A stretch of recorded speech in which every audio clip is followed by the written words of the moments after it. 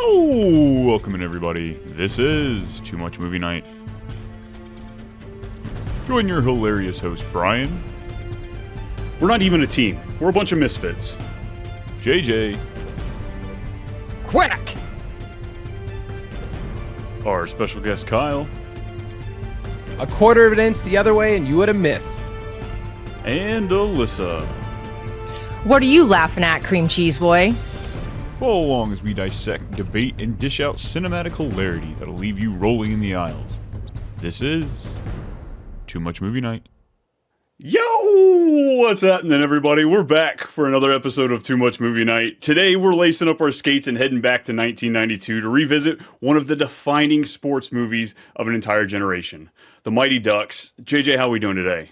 I am doing fantastic. I'm so excited. We finally get a hockey movie.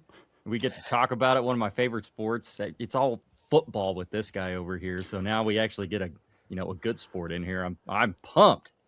Alyssa, what about you? I'm ready to go. I don't know if I'm as pumped as JJ because I am not a hockey viewer fan, but I'm here for it. And Kyle, we can't thank you enough for coming to hang out with us, coming over from the more of the football universe of things. But how are we doing today?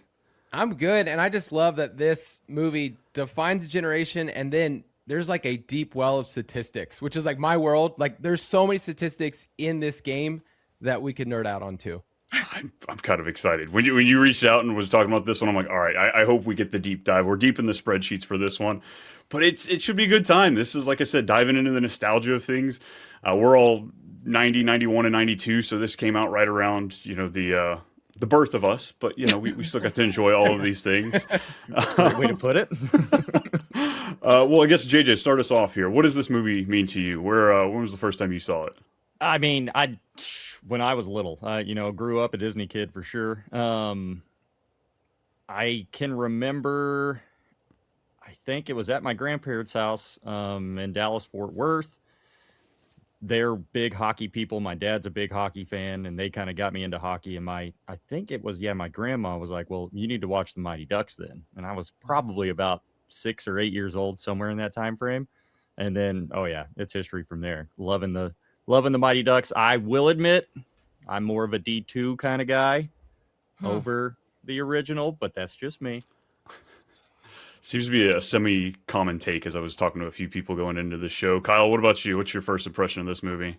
Yeah, I would say D2 is definitely more rewatchable. And there are parts of this first one, we'll get into it, where you go like, that was a Disney movie? Like, I mean, if we're honest, like this movie's based on a DUI. So like that in itself would not probably play in Disney today. But yeah, just growing up around Disney sports movies, we still have the VHS of it. So like there's like a lot of like love and nostalgia, and then taking it probably too far with some of these statistics over the years.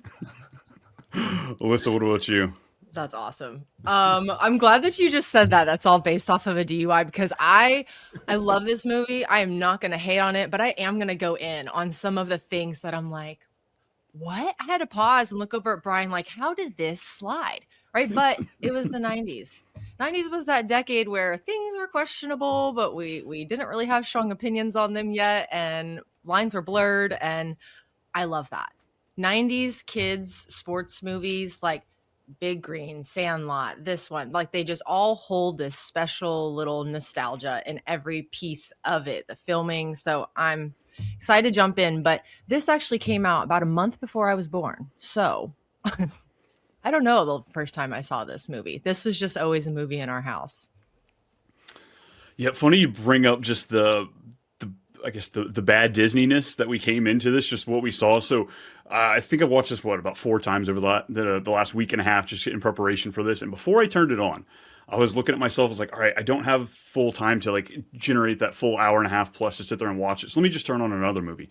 I was on Disney Plus and I turned on Heavyweights, which I haven't seen this or Mighty Ducks in a long time. And I was like, oh my God, half the cast feels like it's in Heavyweights. Same writer, Steve Brill. Okay, interesting. Nice. You could see a lot of the themes, but then like same thing though. I was watching some of the movies and there was a bulimia joke at one point in this movie. I'm like, what are we doing here? Did I just not notice this as a kid? But yeah, 90s. It was normal back then. It hits hard, but this was a movie I didn't regularly watch as a kid. Not a VHS owner of this. This was one going over to a friend's house, going over to a cousin's house. They would turn it on. I was a basketball football kid as a just younger one. Nobody really introduced hockey to me, unfortunately. For some reason my mom just wasn't a big hockey fan. So I don't have extensive memories of this, but it was fun unlocking some of that as I watched this over the last week and a half. Mm-hmm. Definitely, I guess, as far as like, we'll get in the score later, but as far as like favorite Disney sports movies, does that resonate for any of y'all? Like this one being the top? Yeah. So I feel jaded because I have two boys. They're about to be 10 and 7, and we've gone through the list. Just like most of them, like the ones you named earlier, like Big Green, Angels in the Outfield, Rookie of the Year, like all of those. And because they know that I like this movie so much, they've like punished it. Like they like pushed it down. Like we're not watching that one again. So I think D2 is I like it more than Mighty Ducks. And then in the same world of like 90s, I mean, Sandlot still pretty much goes to the top every time. Yeah. I agree with that. Sandlot has to be at the top. We've done that one on the podcast before, and it's classic. But also, there's a couple scenes in this movie where, like, towards the beginning, there's something that's sped up, and I'm like, okay, now I'm feeling Little Rascals. There's just little snippets of the filming, and then at one point, I had it on yesterday just to refresh, and I had on the background, was doing something else. And I could have swore that the music was from 5 other Disney movies at this time. It's like, okay, they definitely were rotating people in. There's a formula that is followed. And I think nowadays that can get a little oversaturated. It's like, oh, okay, we've seen this storyline. It's predictable. We've seen this storyline. It's predictable. And it still slaps. Like, it's great. It ages well. It doesn't lose its spice. So, yeah, there's something special about these kinds of movies. I honestly might have more nostalgia and more like memories of the animated series and the animated movie than I do for these. I don't know why. I don't think I own those either, but I swear I ended up watching those movies way more often than this one. I completely forgot that they had an animated series really? until I started watching this, doing a little bit of research on it. And I was like, oh my gosh, I forgot about that completely.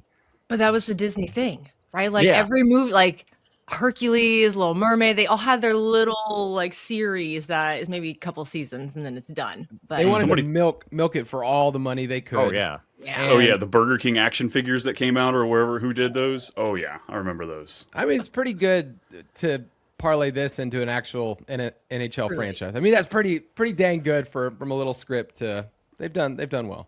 Right. All right. Well, let's go ahead and get into this trailer so we can start dissecting this movie. Y'all ready to roll?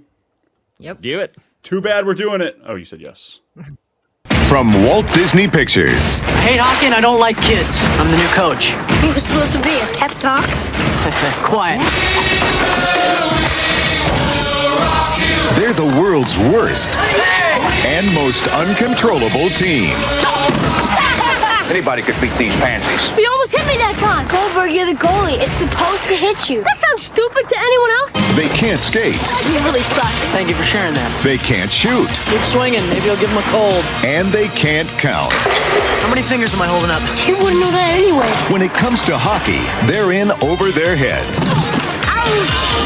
That hurt! But when it comes to chaos, Yes! confusion, and all-out fun, Get off the roof, you little monkey! they're in a league all their own. Oh man, I'm gonna die.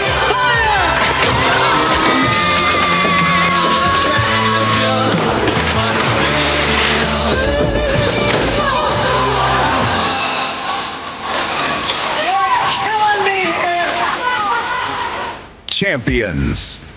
Gordon Bombay is a successful but arrogant Minneapolis defense attorney. After Bombay wins his 30th case, his boss, Gerald Ducksworth, offers kudos but also reproves him for his lack of decorum in the court. Bombay shrugs it off and celebrates by drinking and driving, and is arrested. Ducksworth is able to have the disposition of Bombay's case suspended on the condition that he serve 500 hours of community service coaching the local District 5 Pee Wee hockey team.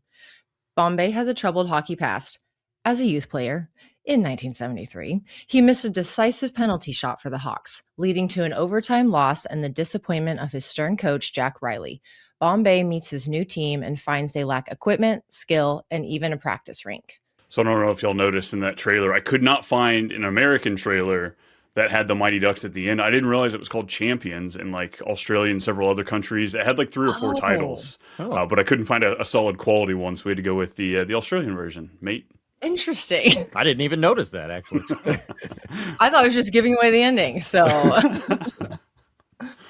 but yeah, we kind of opened this up a little bit with just Gordon Bombay, and like Alyssa, you talked about it. It's kind of built around the fact that it's a DUI is what we're working with.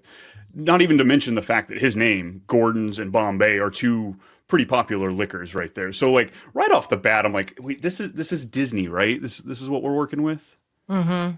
Yes, because it's the subtle build, right? Like nothing is too direct or too much attention, but these little cues that you put together, which it's easy, I think, as a kid to not pick up on those things, but going back as an adult, it's like, oh, hello. What a douchebag, though, right? Can we all agree?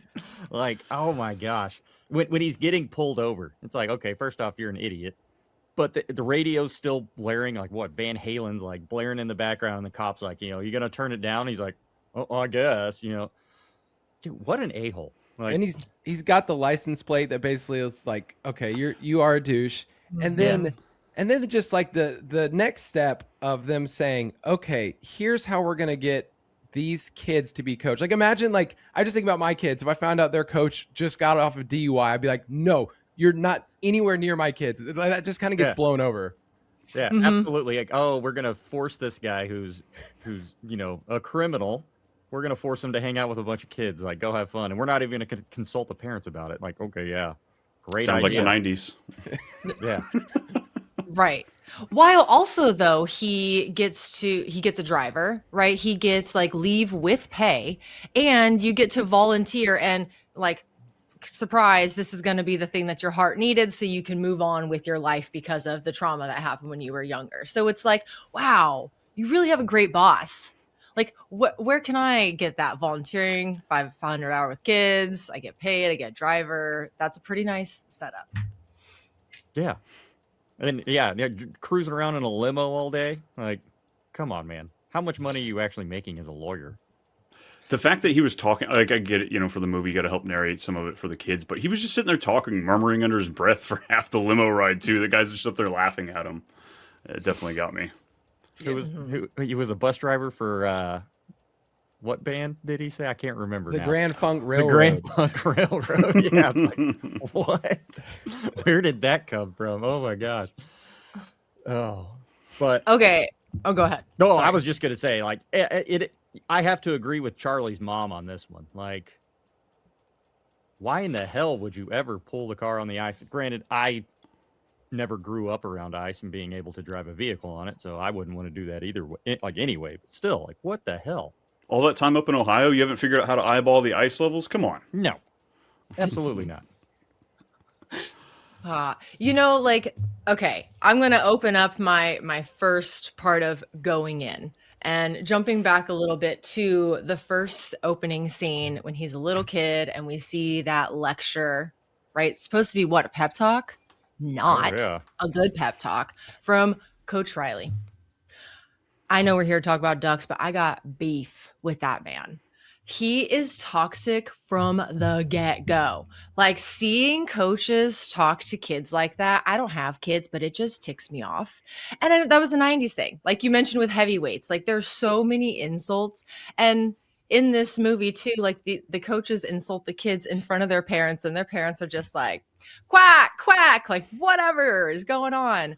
But the way that he uses his dad's death and then guilts him to, like, if you miss 100%. this, you're not just letting yourself down, you're letting the whole team down. I'm like, F this guy, man. Like, screw you.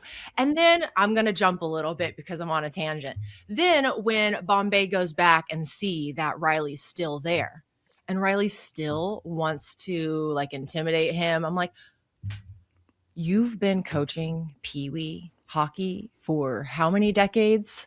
Like, who is the loser here? Get a life, man. Get a life, because your life is controlling these kids. And I just, I got beef with it. He's toxic all the way through. I know we need a villain, so I guess it's better him than one of the kids. But yeah, that got my blood boiling the whole time. If you can't tell. No, I'm with I you. think it's the pop collar that too. defines him as just Like right after they win, he's just like, "Hey, I want to just add this in." yeah. Yeah. Yeah, Right. I agree. He used to do that in the 70s, and he's like, it's still cool, right? It's still cool. No, it was bad. Yeah, Alyssa was fiery. She was heated. The first rewatch that we did of this, like right off the bat, she was just not having. I was like, all right, well, it's the 90s though. Remember, we gotta swallow it down deep. We don't talk about feelings here, not for another decade or two. One of the things that's like, you brought this up too, like there's a little bit of like disjointed parts of the movie where it's like, oh, is this Little Rascals, or is this like a serious thing? And apparently, so Steve Bro, when he wrote it, he said it was like supposed to be super dark originally. Like it wasn't supposed to be centered around kids, and there's supposed to be romance. There's supposed to be, I mean, so you get like a little bit of that, but like it was supposed to be a little bit darker, and it kind of starts that way. Like you wouldn't know it's a kid's movie from really the first part. And then he said on the first rewrite or the second rewrite, they basically said like, hey, if this is gonna be a Disney movie, it needs to be funny. And so it feels like there's parts of the movie where it kind of goes back and forth where you're like, okay, is this supposed to be like a kid's movie, or is this like a coming of age thing, or is this about the lawyer? And so if I had to give some critique for a movie I love, it is like, I don't know if it knows what it wants to be, but because it's from the 90s, we all kind of look back fondly on it. Yeah, we don't need it defined. We're okay with cool it. with It hits that. all the nostalgia points. You know what? You're right. Once that makes sense, because there are some scenes, and we had some commercials pushed through when we were watching on Disney Plus, and that really, we got to fix that. We just always forget. Like that kills the vibe. But it did feel like some scenes were so choppy. It was like, wait, did we miss something, or was that just a commercial? And so I can understand. It almost looked like there were two different like point of views for the storyline that were intermingled. Yeah, that Little Rascal scene for me too, the little speed up montage, like we saw that for like 5-6 years, like hardcore from a lot of these kids movies, and I just don't get the scene. It's like, oh, this is really funny, but it's not funny enough to do it at normal speed, so we're gonna speed it up so that we're not sitting there and lingering through. I'm like, sounds like it's probably not funny then if we have to speed through this, but no, because then when they're all walking like this, it's funny. Like, does that not make it more funny? The little steps. Right? And their little legs. And then, okay, I don't remember the one's name that he always has a backwards hat. I think like a big like leather jacket or thick jacket. Peter Mark. He's a tool. He dressed these kids like little men, like little adults. And they did that in, I guess, Sandlot, not so much, but Little Rascals, you see that. And I think that helps when you find these kids in almost like adult predicaments. Right, because that's a big theme in the 90s movies is like they're overhearing or they're just roaming around. Like I know it was the 90s, but my goodness, there were some rules and some check-ins, but not for these kids in these movies. They just like wake up, go about their day, and where are the parents? So I feel like sometimes when they dress them up like that, it helps blend it. But then the speed up scenes remind you like they're little kids. Has they're anybody laughing at poop in a purse. Yeah, has anybody ever actually put poop in a purse and like left it out for some random guy to stop and grab? Like, but the dollar bait. I mean, that's Nice move. That's great. It was well placed. The dollar would like, it looked attractive. Like, and you go like, okay, I get it, but just $1. This guy takes it with him in his cool little Corvette or whatever he was driving. A fun scene, but definitely felt out of place. Like one of those, like, all right, let's put in the kid humor, like you said, Kyle. Just like, hey, let's gear this towards kids a little bit. We'll put a little fun hijinks that just randomly pops in after some of these dark scenes that we get to open up the film. I think also like a lot of the kids, they're like first time actors. They like shared that later on. Like, and so like I think they did try to figure out like, okay, here's all these kids that we're working with that really don't know hockey because most of them couldn't really skate if we're really going back to it. And then they're like, okay, how do we give them scenes that it feels fun? It like even some of the school scenes and stuff like that feel a little bit more normal, or that was just a prank. So I wonder like when they were creating the movie, if they felt this like tension of like, we have all of these kids. This is supposed to be a kids movie. What if we make this scene that's very Little Rascals-esque and some of these other ones? Like I feel like there was probably some tension there. Oh yeah, that makes sense. Yeah, almost like herding cats in a way. Like they're all new, right? No one knows the flow. They can't even skate. Could you imagine like how many takes it would? Honestly, I bet it was easier to film in the beginning when they weren't supposed to be good. It's like Well, I go mean, be your it made it a natural lot more believable that this Right. D5 team sucks. self. Yeah. Kids can't even skate. You got Goldberg falling all over the place with his newspapers taped to his shins and everything. Like, yeah, Right. It's They're not 100 bringing in stunt doubles till the second half of the movie. You know, the Yeah. first one, I'm like, no, kids, you guys got this. You're wearing helmets. You're Yeah, fine. all You're the fine." good hockey, if we like really slowed it down, is not them. Oh yeah, it's 100% some 40-year-old guys like skating around. Well, there's a handful of scenes, not to jump to the end, but like the very end, after Banks gets taken off, you can still see his number on the ice later on in the movie. So I'm like, all right, continuity here. That is the part that, I mean, it's really hard to figure out, like, did he score the goal, or the announcer says a name and that's not the guy who scored, or this guy's Yes. on the bench. It's like, okay, I'm just going to roll with this. I'm sure that going back through in the final cuts, they weren't thinking like, oh, people are going to dissect this movie one day on a podcast. Yeah. But, Yeah, but no it one's is- gonna no one's gonna notice a scoreboard that says 7-1 up, and then the announcer says it's 5-1, and here we go, and you're like, wait a minute. Yep, that's your it's the fear of these kids movies that become staples, cult classics or whatever. Yeah, we're gonna dissect the hell out of them. We're really gonna, because I was going through IMDb looking at the trivia. The goof section is just as big, like all It's a the mess lot. ups they have in there. I saw too Jake Gyllenhaal, who I guess was unknown at this point in time, but he was actually supposed to be the lead there for supposed Charlie. to be before Charlie, yeah. parents said no, you can't do it. Which what were you thinking there? I wonder if that would have changed things. Like just taking a Disney role at that time, because it wasn't quite what it was in like early 2000s. Like I feel like people that sign on with Disney, they kind of locked themselves into that. But back then, that wasn't really the case yet. Right. And he hadn't done like October Sky, which I think was like one of his like first big roles. But it's just crazy to think, because like now we look back at Joshua Jackson as like, oh, dude, that was the start of you being Joshua Jackson for, the 90s and still having roles for a while. But yeah, it would have, I want to say that like Emilio Estevez wasn't their first choice, that they had another one as well. It was his brother, who I didn't realize was his brother, Well, Charlie Charlie Sheen. Sheen. Oh yeah, Charlie. Yeah. Originally got That the would have part, been and very he turned different it as down. well. Actually, the DUI part would have been more believable if we would have kept it in there. Really? Maybe that's why it was aimed to be so much darker, because it was him. Oh my gosh. They're like, cut it. We got to get your brother in, and he needs to lighten up. Awesome. Let's go ahead. Let's move on to part two. Alyssa, you want to take us to meeting the Yeah. ducks, Hans, and all that fun stuff? Sure thing.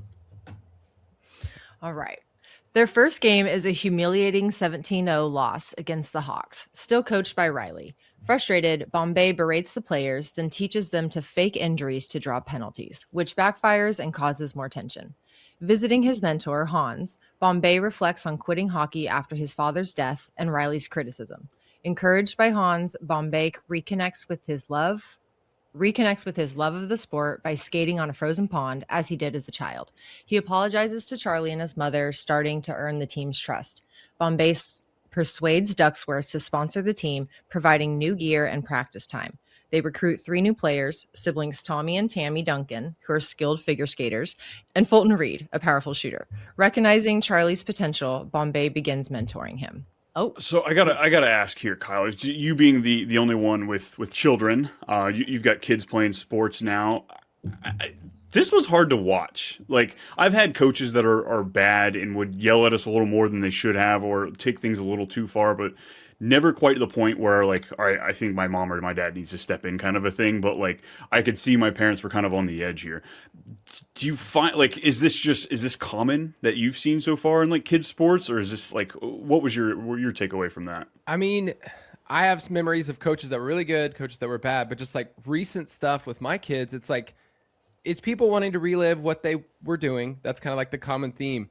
But like, I think it's just like a communication issue with like so many people. Like this kid, like one of my kids, when he was 5, hated being on his team because the coach would like only speak in his adages that like people play baseball in like the 80s. So it was just like the communication was terrible. my son wanted to quit because he's just like, I hate being around this guy. And then this next year he gets a good coach and he's like really good and he enjoys it. So like, I just think at the end of the day, like Bombay's working out his own crap because he never went to therapy about his dad's death. And he's working out on these, little kids.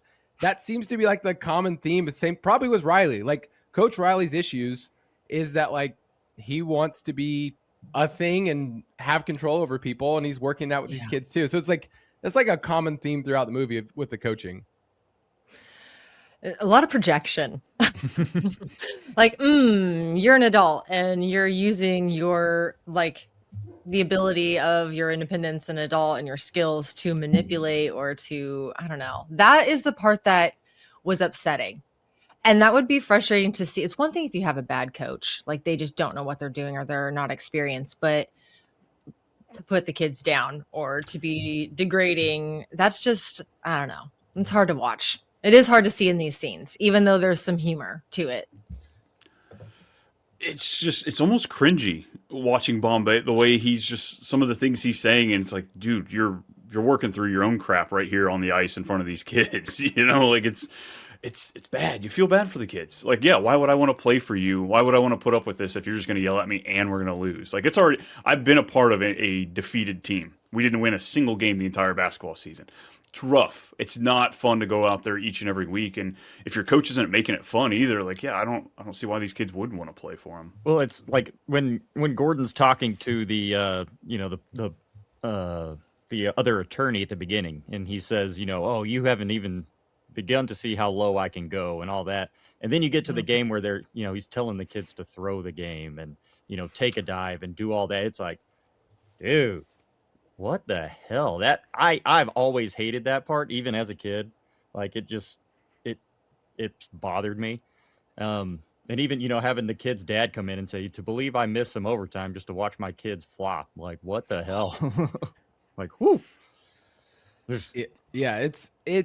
It's wild. And then like to see the shift, like classic Disney movies, somebody just needs to be near some type of water and then they will change things. So he's on top of a pond, he skates, he has the aha moment, right? Every single Disney movie is somebody looking into some type of magical water and then they see a reflection.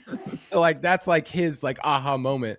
But like, it's a sick, like thread. If you go through it, but Hans goes from like, hey, let me be this mentor teaching to then like throughout the movie, if you kind of look like he's kind of got like this thing behind the scenes where he like, here's all the records of every single team. Oh, by the way, this other team, they got the measles, somehow got the measles. And so they're out. And then he kind of like slowly works his way through and like, hey, here's my shop. You can get all this gear here. He's kind of a shady individual. If we're really like, maybe he's doing some back alley stuff. Yeah. Yeah. What is it with the $15,000 for yes for gear? When that rings up, when that rings up on the register, you're like, oh dang, this is a lot. Yeah. But Ducksworth apparently just loaded. That was my thing. Like when he went to Ducksworth, I'm like, all right, what's he gonna go get? Maybe $1,000, maybe $1,500. Like this is the '90s too. Like you got a down payment for a house right there is what you just got from like, Ducksworth. He's like, but you get a jersey. It's like that's what he's promising to this guy. Like I just got a DUI. By the way, pay me while I'm off and pay $15,000 for all this stuff. He must have some dirt on Ducksworth. I mean, it's a write-off, right? Like, do we know what town this is? I don't think they ever. I mean, they're right outside like should Minneapolis. Be Minneapolis. Yeah, the Mall of okay. America, which I didn't realize as a kid was in this movie. So I'm gonna assume it's a small town. The way that Hans has his little chalkboard and is keeping up on all the pee-wee teams, right? Pee-wee teams for one freaking sport. Like, come on, people. This is obvious. I'm from a small town, so I feel like I can say this. There's a vibe here. People haven't left. They get obsessed, right? Which is great. You've got community support, but then there becomes the drama and the gossip and all the stuff. So I agree. Hans is kind of like, let me plug myself in and get in order while I can. So I get it. They're like the Hans is like his little board where he has all the standings and stuff. And then like, there's like little cuts throughout the movie, especially later on where they like have like this little magazine or like newspaper that shows up. It's like, would this really be like national hockey news for this little pee-wee, thing? But for me, like looking at all the stats and stuff, they actually do like back up like the records and back up like who they're playing. It actually like you could work backwards from the end and it logically actually makes sense. So somebody had to like draw out a bracket or draw out stuff for these teams to actually work. But part of the plot is some team has to get the measles, which is just wild how they wrote that in. Right. Do you think they wrote that in because someone sat down, made a bracket, and they're like, all right, we got one extra. They got to go. Let's find a funny way to get them out of here. Because like at the end, you find out all these team names. There's the Hawks. Obviously, they're undefeated. But then it's like Cardinals, Flames, Hornets, Jets, Tigers, Cubs, Huskies, the Ducks. And then it just has like the Panthers like X'd out. And I think they realized like, well, if somebody really thought about it, there's no way this team who's never won a game could make the playoffs unless we eliminate one. Especially too because they had to forfeit one of the games too right there before they go to the playoffs. Right. I remember mathing that out. I'm like, there's no way this 0-17 team is finding a way into the playoffs while still forfeiting a game. And there's also like the plot hole of like, okay, so this is clearly the worst team in the league. Let's say they make it in the playoffs. You would think that they would play the Hawks in the first round. And so shout out to, there's a podcast out there that during the pandemic got me through it. It's called the Quack Attack podcast. They go through every single minute of this movie 30 million times. No way. They're amazing. Those dudes are amazing.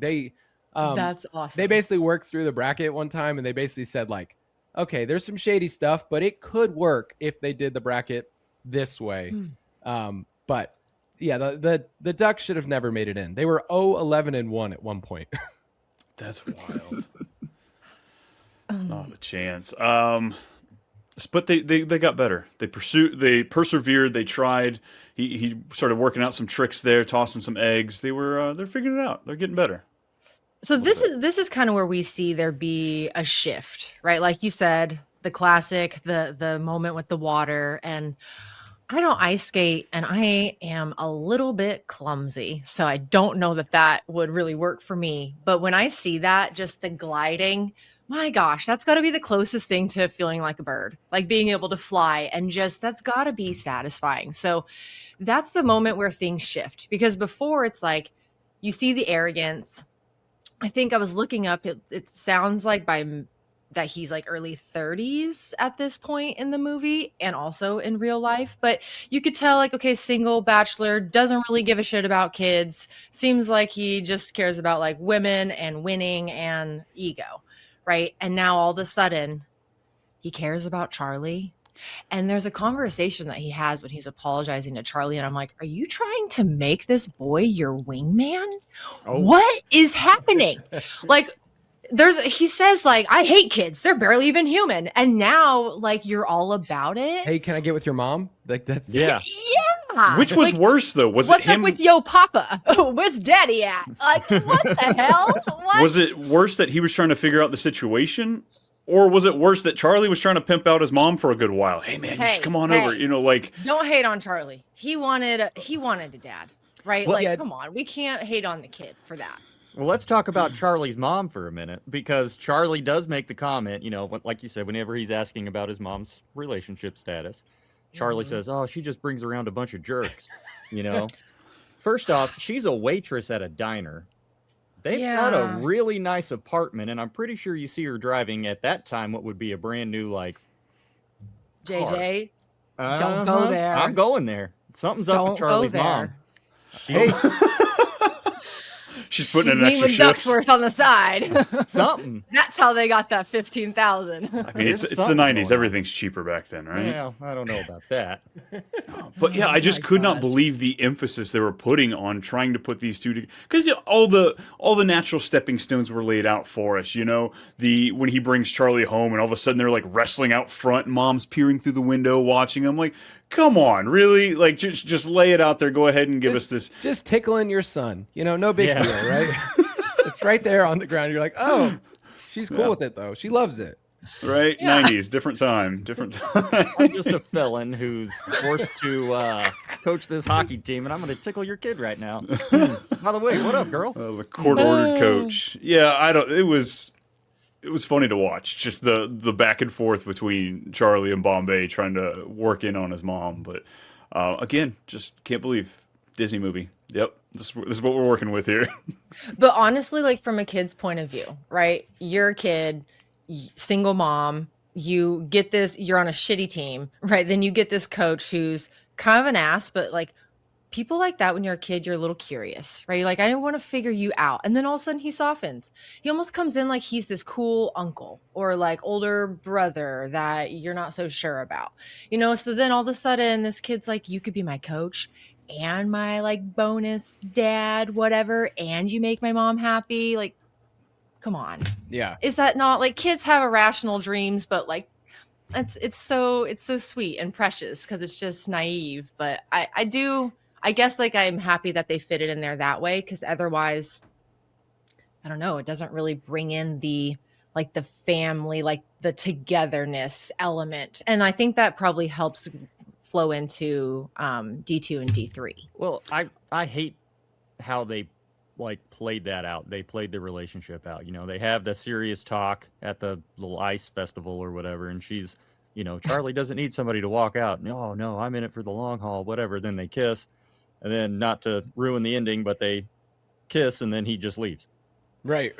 Like, and then she's not in D2. She shows up in D3, but it's like, yeah, it's like they build her to be like the lead female role that we're supposed to like connect these two together, but it's really like kind of minimal. Like it's even just that scene you just mentioned, it's like it feels like rough. Like even just watching it, like their conversation just feels like, okay, it felt real and raw, but like not like Disney. Like it didn't feel magical at all. Yeah. Where's the underbed of music, that we're supposed to be twinkling there, getting them? No. Charlie, quit setting up your mom with a wannabe minor league player, man. With felons. Exactly. I remember trying to set up my mom with Peyton Manning when I was a kid. You got to shoot for the stars, kid. Aim a little higher. I 100% believe that would have been something you dreamed about. You're just sitting there like, I think this could work. You're like, well, I kind of look like him a little bit. I do have a big forehead. How was I gonna say that? Hey, we ended up being the same height. It could have totally worked out. People would have believed it. But oh well. All right, Alyssa, you want to take us to 3? Bombay discovers that due to redistricting, Hawks star Adam Banks should be playing for the Ducks, and he forces Riley to transfer Banks. Ducksworth, who is a close friend of Banks' father, tries to broker a deal with the league to keep Banks on the Hawks, which requires Bombay to withdraw his protest. Bombay, although initially tempted, refuses, believing the deal runs counter to the spirit of fair play and teamwork, virtues that Ducksworth said he had hoped Bombay would learn. When Bombay declines to change his mind, Ducksworth fires him. Bombay regains the team's trust, and with Banks joining the team, they qualify for the playoffs by defeating the Huskies. The Ducks advance to face the Hawks in the championship. During the game, Riley orders the players to injure Banks, knocking him out. The Ducks rally, tying the score late in the final period. With time expiring, Charlie earns a penalty shot. Unlike Riley, Bombay encourages Charlie to simply do his best. Charlie scores, winning the title for the Ducks. So in joins Adam Banks, coming to be a Duck as we get to see this dramatic redistricting. We get to see the lines that are different. We're going to move him over. We're going to steal him over from the coach. Is that Hans? Who knows? Is Probably. Shady stuff. Oh. Everybody thinks those lines are defined, but it's actually a rubber band, and he can move them and manipulate them whenever he needs. But you kind of feel for Banks. He wants to play hockey. He's a great player on the other team, but he doesn't seem like one of the snooty kids on the team. He's coming over here, instantly getting called the cake eater, getting picked on, getting the shoulder check. It's the turtleneck. It must be. Yeah, you're right. It kind of There is an arrogance, a snobbiness with the turtleneck sometimes. It's you feel for the kid. He was on a great team, and now you got put on the worst team. Hey, I just got 10 wins taken away from me. Right, mid-season, and then his dad's like, his brother was a Hawk. All of his friends are a Hawk. So, like, it would be like, this is all I've grown up knowing, and I get taken from this team. And then even when they, like, show the district lines, like, there's some shady stuff because he's from Edina, which is, like, really a lot more south than where District 5 is. So they're, like, they have to, like, kind of fudge some of this if we're really being, like, if we're going too deep on some of this stuff. So they had to add a player here. So we'll see. I was going to say the confidence level in all of this is just like, all right, this isn't the first time we've dug deep into the districting, is it? I was like, okay, you know the location of these places. Like, oh, so is he maybe not like the rich kid yet or something? Edina is like the richer, it's like south of Minneapolis. I mean, I'm telling you, there's so many fun, weird things here. But like all the other kids, you know exactly where they're from. And then like Fulton, where he's from, is like nowhere close. But anyway, and Averman's from like Brooklyn Park, which is north. So like he is from a rich area. But like if we're really being like looking at the lines from the board, it's fudging some stuff. Yeah. So it's like, what's going on with Ducksworth, Banks, and Hans? There's some fishy small town stuff. See what I'm saying? Quite the change in the character. Like the way you see Ducksworth in the beginning, like, okay, cool. He notices that Bombay's arrogant. He notices he needs to be checked. He has no problem. Hey, I'm going to be the good guy. I'm going to keep paying you like we talked about. But like, I'm going to make sure you learn something of this. There's some qualities that I want you to have. And then just flip over to the end of the movie. He's completely like, it's hypocritical of him. Absolutely hypocritical. Oh. Just like, It's do as I say, not as I do. Yeah, it's super corrupt. Like 100% super corrupt. Yeah, you know, we're going to go ahead and the league has decided they would change things around. Wonder how much money he threw at that. More than that 15 grand he paid for the team, that's for sure. Okay, I'm playing the other side. I'm playing on the dirty side now. Like it's Pee-wee districting. Like if my kid wanted to be on a team that we were not in that district, I'm probably gonna be like, what can I do to make sure my kid stays on the team that they're already on, right? That they've been on all season, like with their friends. What parent is not gonna try to sweeten the pot a little bit to get that to happen? Now, how far you go, I don't know, but well, I mean, I understand it a little bit. You already paid for the jerseys. You already paid for all the gear that matches all the Hawks stuff, but.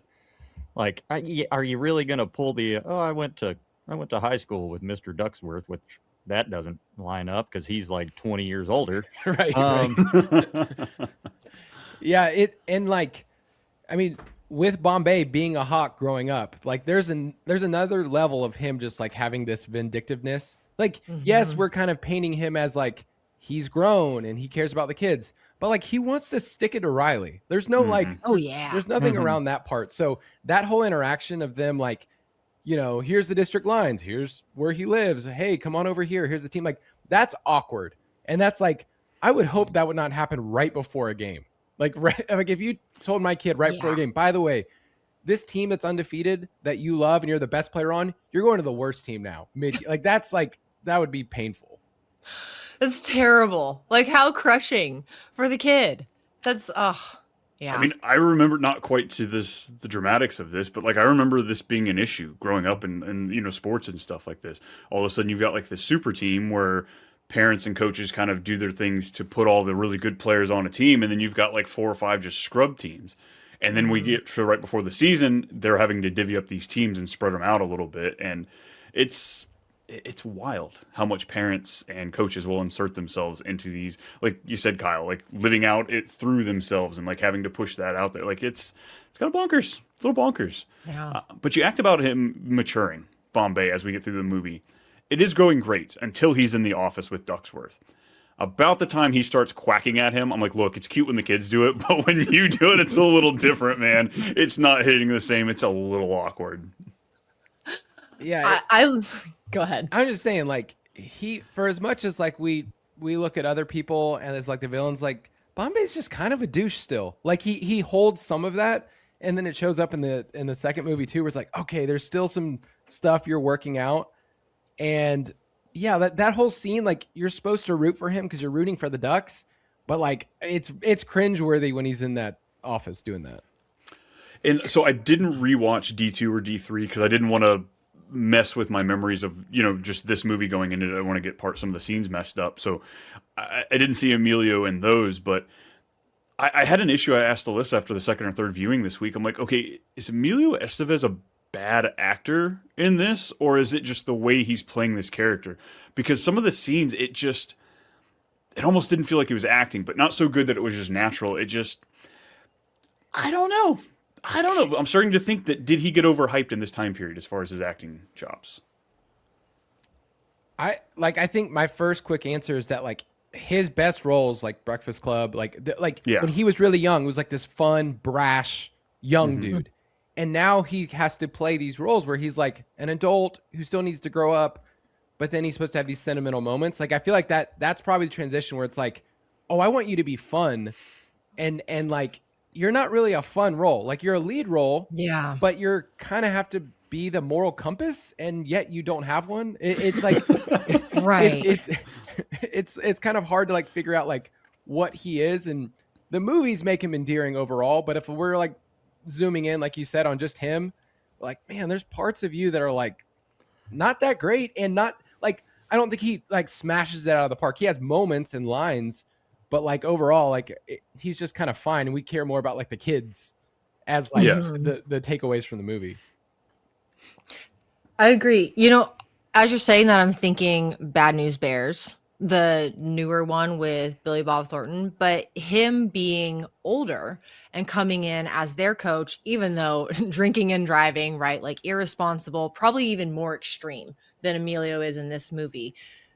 But it's almost like the age changes it, because Emilio comes off very just young still. And like the way that he messed around in the courtroom, that first scene, like just like this is my game, like this is my playing field, and I'm gonna kind of do what I want to do. I'm gonna quack at my boss even though I'm getting all this shit, like living life just recklessly, but then also with some skills. So there's just, I guess maybe that was part of them trying to keep him fun, but I don't know if that translated fully. Like he did not come off as a responsible adult coach to me. It felt like a college kid is home and volunteering because they want to be a PE coach or something, or it feels something like that. A college friend that never really grew up. You're like, oh yeah, I remember that guy from college, and now he's like this coach, right? But it's like, oh, but you're a lawyer. So then it's like, did you all that spite just turn you into, I'm going to be the best. I'm going to put myself in a career and be the best, and that's kind of, I guess, follows through too. Because I did watch D2, and he really just cares about himself. Well, I mean, I don't really blame him on this, like, just sticking to the movie because of the things that like Riley said to him, as a kid, but even as an adult, like, he asked, hey, do you have any good players? And he's like, yeah, we got Banks, he has the ability to go all the way, just like you did, but he wants it more. Like those little like jabs and shit like that. It's like, that still hurts. No wonder he's a douche, because you're going to be if you're getting talked to like that constantly. Cold-blooded, man. That was Riley's kind of terrible. No, just a little bit. So we get this final, the final battle scene, the final game where they get to go at it here against the Hawks. We get the flying V, a handful of these fun trick plays that we got throughout the movie, and I enjoyed them. I liked being able to highlight the majority of the kids and what they brought to the cast anyway. You get the big giant kid, whether they do the Statue of Liberty where he fakes it or just absolutely launches it down there. You got the siblings, the sister that just sits there and spins her ass off out there. I enjoyed it. I had a good time with these. I can't help but to critique it as a hockey fan and watching all that. Like you see the flying V and you're just like, all right. As a kid, yeah, that's awesome. As an adult, I'm like, this is the dumbest thing I've ever seen in my life. Is it not a real thing? Does that not Does work? it not work? Hell no, it doesn't work. It would get demolished. Yes. You would have the very front guy just get his ass laid out real quick. Play Well, over. that takes away the fun of it. Yes, I know. I'm sorry, but that's what I'm good at. It's also like just going through that final game and like who scores. Like Banks scores, he gets knocked out. It's like, okay, so now they have to win without the player. Like I like that they have to like shift the team from just, because if it was just Banks scoring 50 goals, we'd be like, okay, well, this isn't that enticing. But then you look around at the rest of the team, there are some players who do absolutely dog shit. I mean, like nothing do not help. So you brought up Alyssa, you brought up Peter Mark, our little leather in the entire run of this team. He does not contribute 1 point at all. Like literally in all of Mighty Ducks, he's like one of the few people that literally doesn't do anything. Dang. And then on top of that, like I haven't done all this part, but like if you just look like who's on the ice, he's like never on the ice, like ever. I think like his role was just like, let's make this little tough guy do something. But like underrated player, I got to give a shout out to my boy Guy Germain.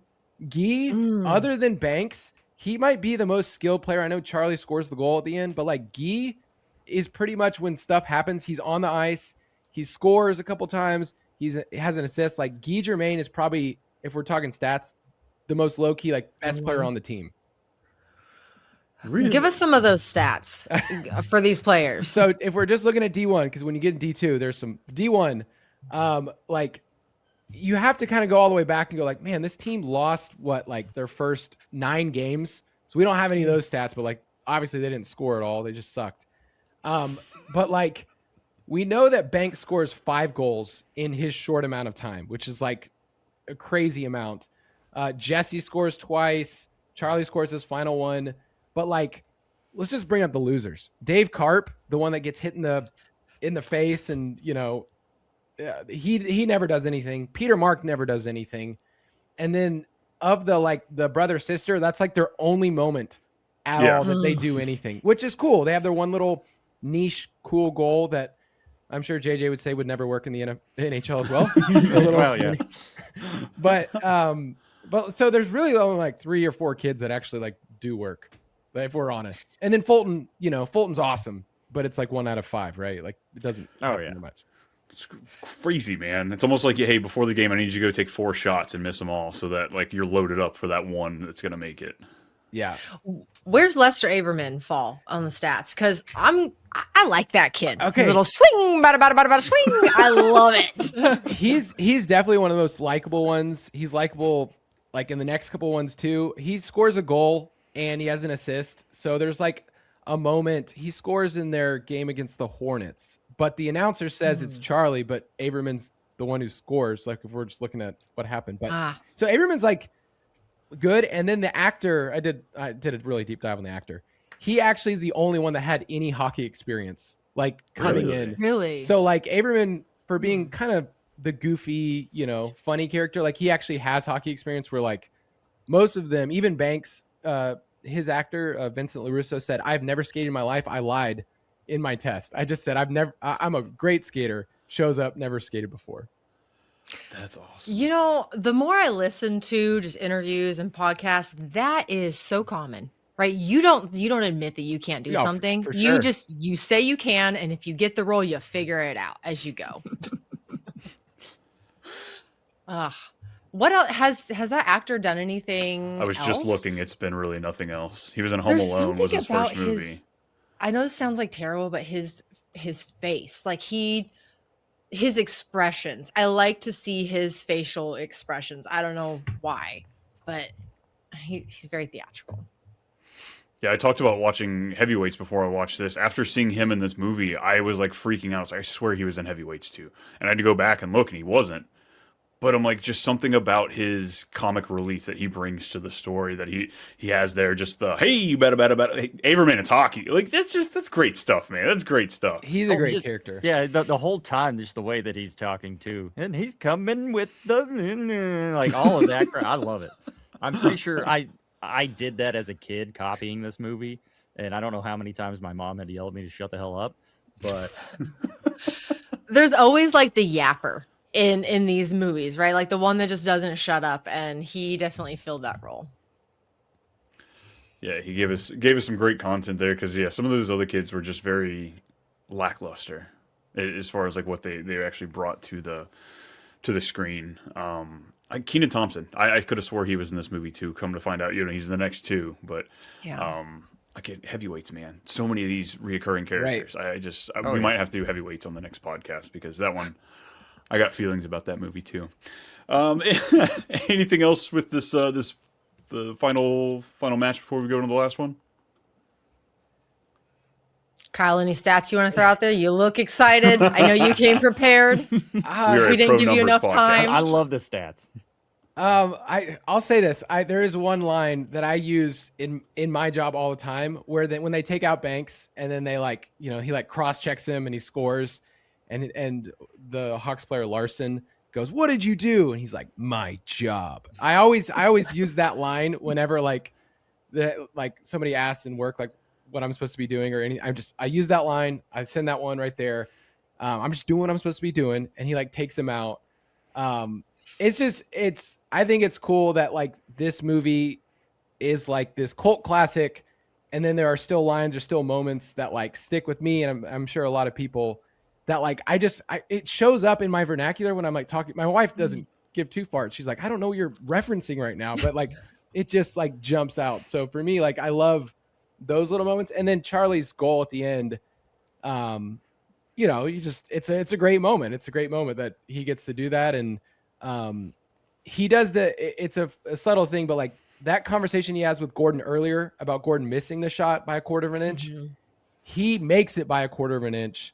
And like, that's kind of a cool full circle moment, even though Charlie's like really not a great player.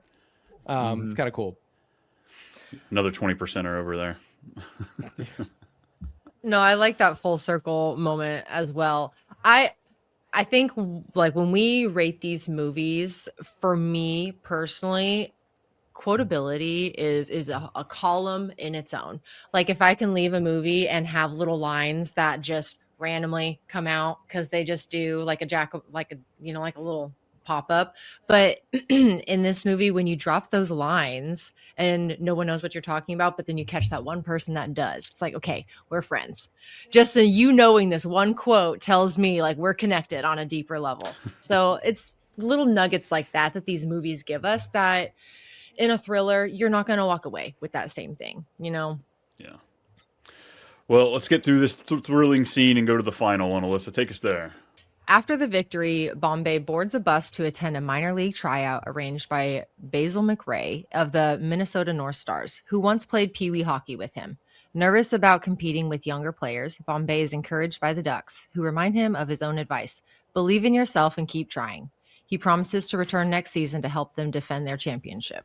What a blasé advice. Believe in yourself and keep trying. I mean, yes, it's good, but it was 90s advice in movies of like, just go. Like that's kind of just do it. Get back up on the horse. Yeah. Right. Think different. Oh, it's Apple. Yeah, it was a fine ending. You know, like I'm trying to put myself back in there as a kid watching, like, oh my gosh, they won, they did it. It was fun enough. I didn't love the ending, just of the transition of him moving to, all right, I'm going to go try out now as a young 30-year-old. I'm going to go see if I can go be a Brandon Whedon and be just one of the youngest rookies of all time. It didn't. I wanted a different ending. Yeah, I think is what it really came down to. Yeah, it's very unbelievable in my honest opinion. Now, I think about doing that and going and skating. My knees just hurt first off, and I'm like, oh man, I'm too old to do that crap.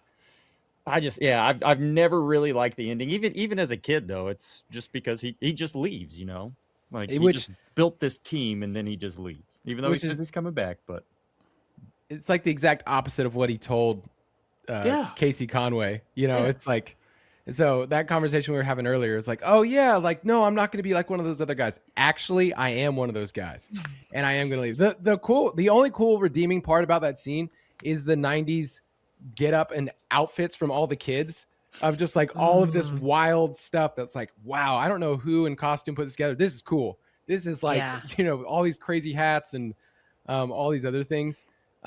He apparently, Emilio Estevez snuck in the line that says like, we'll see you next year, or we'll defend our title. And because they didn't know there was going to be a D2, like nobody knew this movie was going to be as good or as well received. So he said later on that he threw that in there and they kept it, thinking like, if there is a sequel, this will play well. And it kind of did. But the scene overall, as like the final scene of the movie, is not great.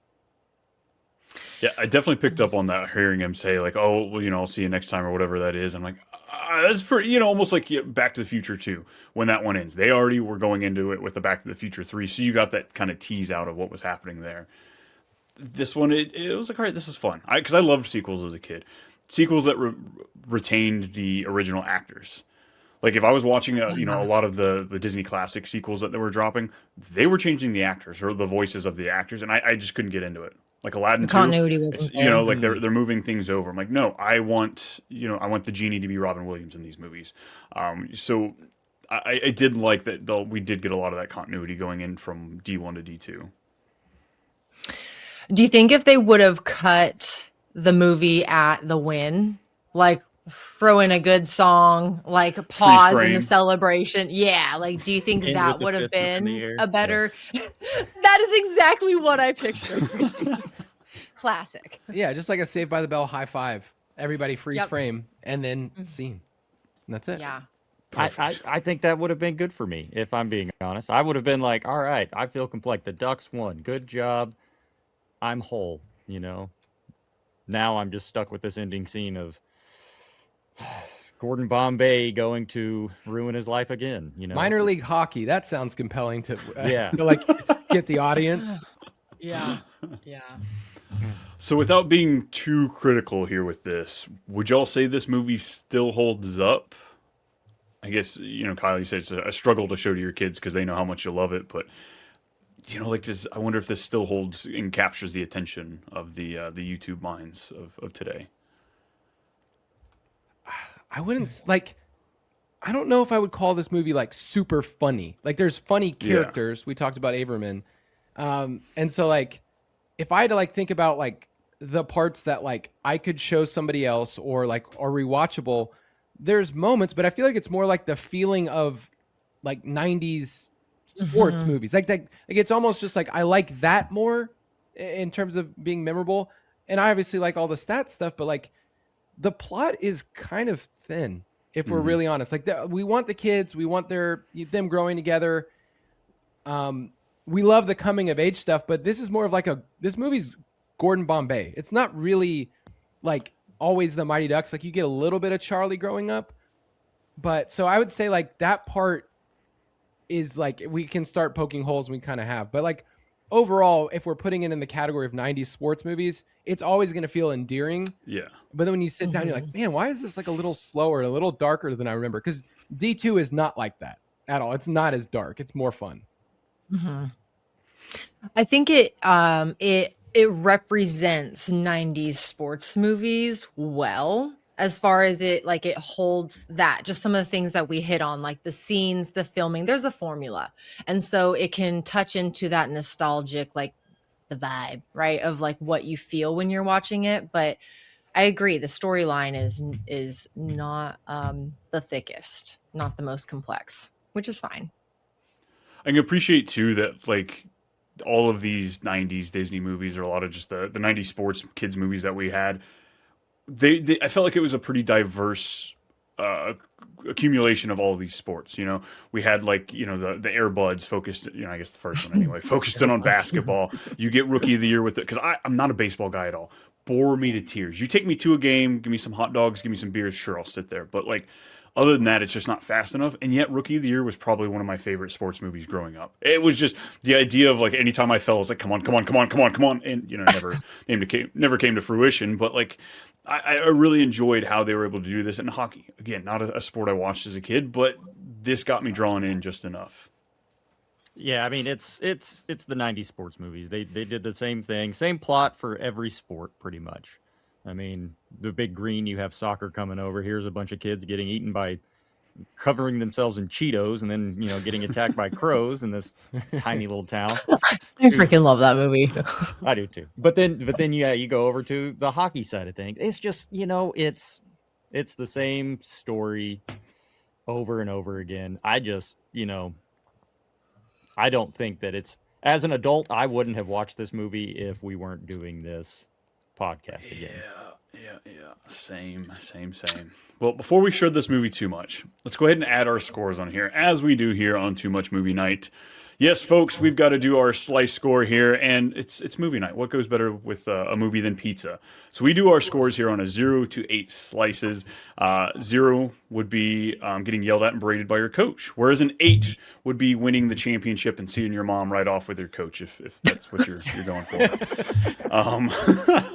So, Kyle, as this was your chosen movie here, Yikes. do you have a preference of where you go, whether it be first, second, last? I would love to go last.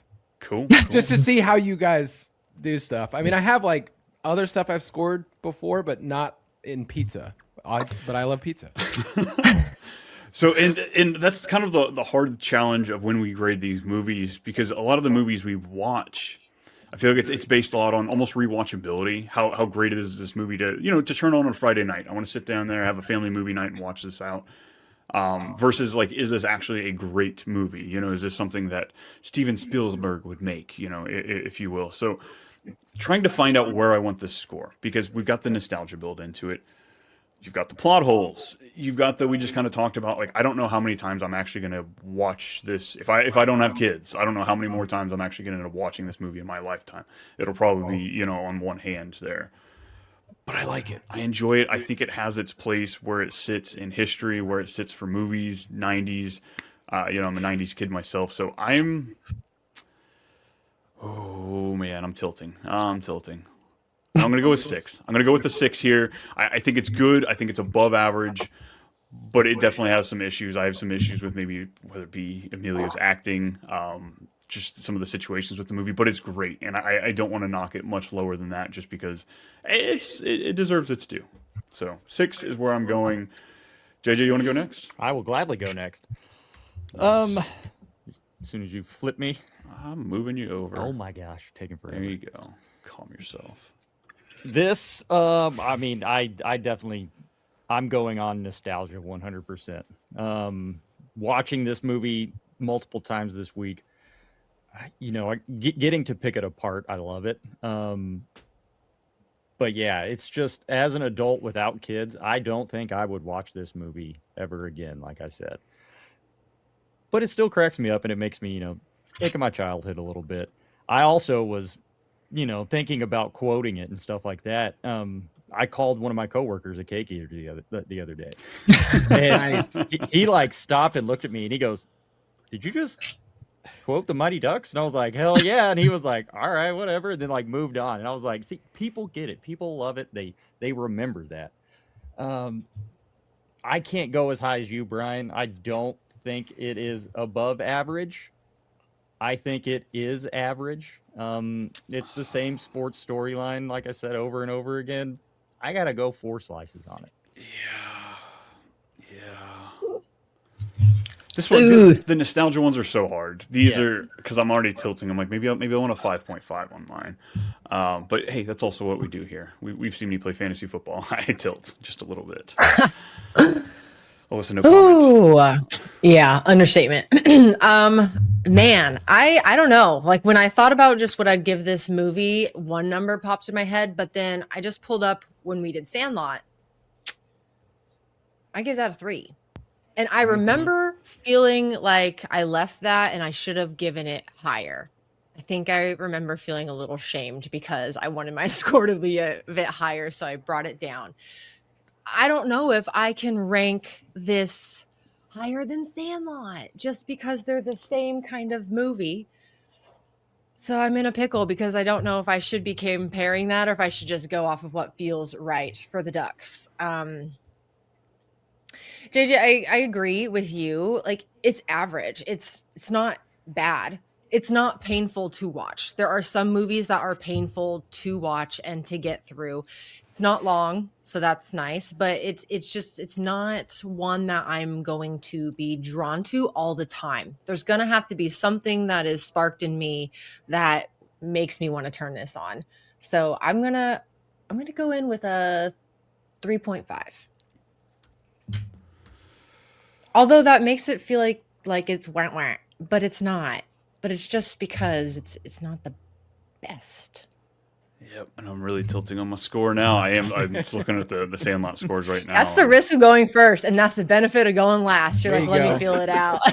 Oh man. I feel super biased because I mean, like, my parents, my friends, like, they know that I like this movie, and I also have this other world where I've built out the stats for it, and it, like, so that's fun for me. And part of it is, like, my job is in sports statistics, so why not apply it to movies? So, like, done that for Angels in the Outfield. Rookie of the Year doesn't actually have that much gameplay, but the movie is hilarious, like, for the 90s funky butt loving lines. They're great. I will just say, for this movie, rewatching it for I won't tell you how many times, but it felt disjointed. We brought that up earlier. Like that's the part that like coming back to it this time where I'm like, yeah, like some of the gameplay is not great, or I don't like this character, but then it just feels like we're always going back and forth between a serious lawyer and his drama and then these kids. So in rewatching it again this time, I feel like I had to bump it down from where it is. D2 will always be ahead. So that's like, I always compare it that way. D3 is always going to be way behind, if we're honest. So I think about like what I love about this movie, the nostalgia part, and then like how the scenes like stay with me. Like I have to give it a 6, and then I took a nibble on that next little bite. I tried to, it's not at 6.5 though. It's like, I took a bite and I'm like, I'm done. So whatever that is in the score, if I broke your system, my apologies. So not at all. So we feeling closer to 6.25, 6.25. Okay. All right. Yep, I definitely feel too hot. Maybe watching D2 would help me get a little bit more perspective on my score, because I feel like I should be closer to 5 based on my other scores. But it's fine. That's fine. It's fine. We're not tilting, Brian. Locking in. So if we take all those scores, add them together, I gave it a 6, JJ a 4, Kyle a 6.25, and Alyssa 3.5. And we come up with a score of a 4.94. So it's an above average movie, not quite to a 5. I like it. Not bad. Not too shabby. There's some 90s bias from us. A little bit. Oh yeah, Definitely. But Kyle, you are right. Like D2 would definitely be way above it, 100%. Brian, you need to watch it. Yeah, I need to rewatch that. All right, so if we put these in the list of movies that we've done, this is now our 102nd movie that we have done. We put them in order. Mighty Ducks comes in at the 59 position. It is better than Mr. and Mrs. Smith and The Mummy. Not quite as good as Tenet, Major Payne, and Cool Runnings, another 90s Disney sports movie. Nice. Definitely. I appreciate it, guys, and I liked getting to hear your perspective on stuff, and then just tease out some of the other parts of the movie that like sometimes I focus on the stats part, and it's like, hey, these characters, these themes, like we need to talk about them. So I appreciate it. Yeah, our local therapist on the show, she likes to make sure we dabble into some of the. I was gonna say I like the social. I like the relationship part. It was great to have you on with the stats. Yes, I have never thought about the stats for this movie, so now my mind is just blown. I wish I could think less about them, if I'm honest. It's a curse. Think less about them, but not think less about us, folks. Make sure you're following, liking, subscribing everywhere you possibly are. Make sure you're going to check out Kyle and all his fun stuff over there with the footballers, his couple podcasts he has, and of course, more of the spreadsheets. But we'll see y'all next time. Thank y'all for listening.